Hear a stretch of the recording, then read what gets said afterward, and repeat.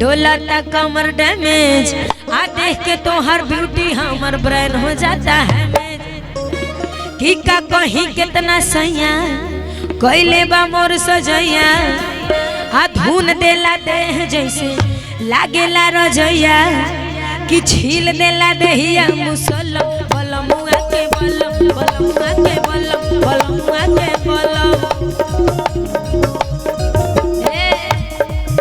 ए में बड़ी अच्छा एगो लाइन बा कि हाय बलम बलमुआ के बलम हाय बलम बलमुआ के बलम कि धसे जैसे नरगन के कलम बलमुआ के बलम बलमुआ के बलम बलमुआ के बलम बलमुआ के बलम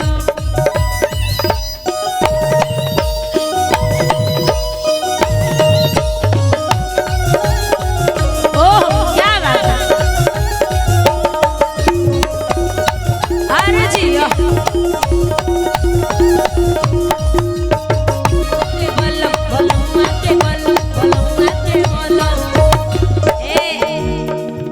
लेकिन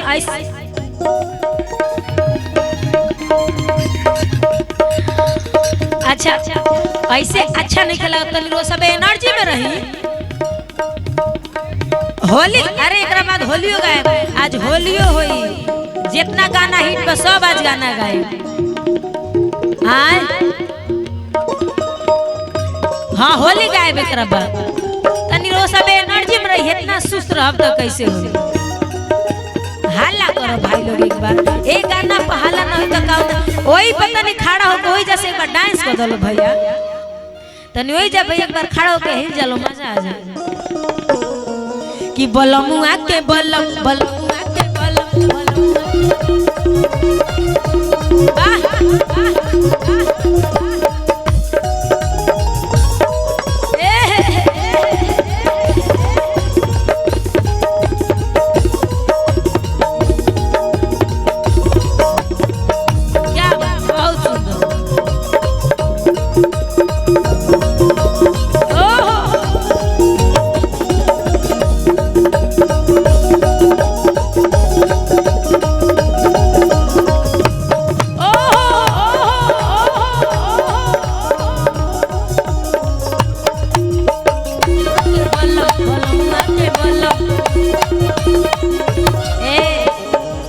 और गाना गईले रहे एक मिनट रुक जाए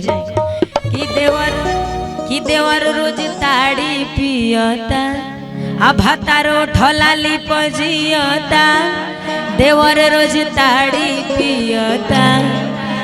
लेकिन धनंजय शर्मा जी आए तो उनके साथ हमरा डुएट गायक बा एगो गाना हमेशा हमके गाइला जा एगो और गाना रहे हमर कि हमर दूध गोबा दूध के फैक्ट्री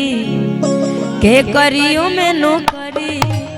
सुपर डुपर गाना रहे हमार और भी बहुत सारा गाना बाटे। अभी और एगो हमर गाना बहुत सुंदर चलता कि राजा बान्हा कमर में कर धनिया कि हमर जवानिया ताजा रही कि राजा बान्हा कमर में कर धनिया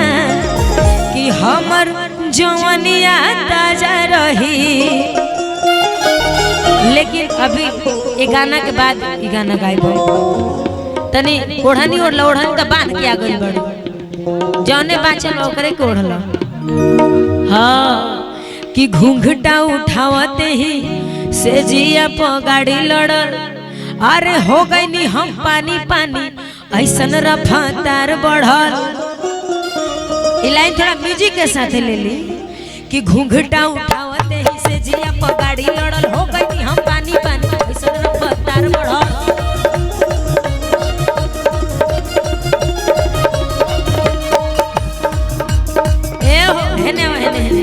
तनी आजे आजे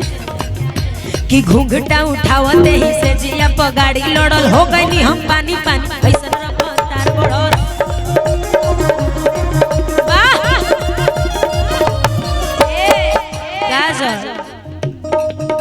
कि सचहू में पले दमदार बड़ू मरदा नीचवा से ऊपर ले उड़ाई देता करदा सचहू में पले दमदार बड़ू मरदा नीचवा से ऊपर ले उड़ाई देता करदा। कि जब धैले या कवारी मोर बढ़ल बेकरारी अरे लसर फसर करे लागल देह साया साड़ी कि गरम रहे खाके मुर्ग मुसलम बलमुआ के बलम बलमुआ के बलम बलमुआ के बलम बलमुआ के बलम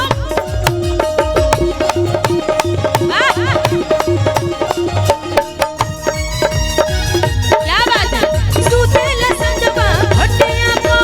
सेजिया सजाई के सैया जी सैया जी सैया जी दिलवा मांगे ले गमछा बिछाई के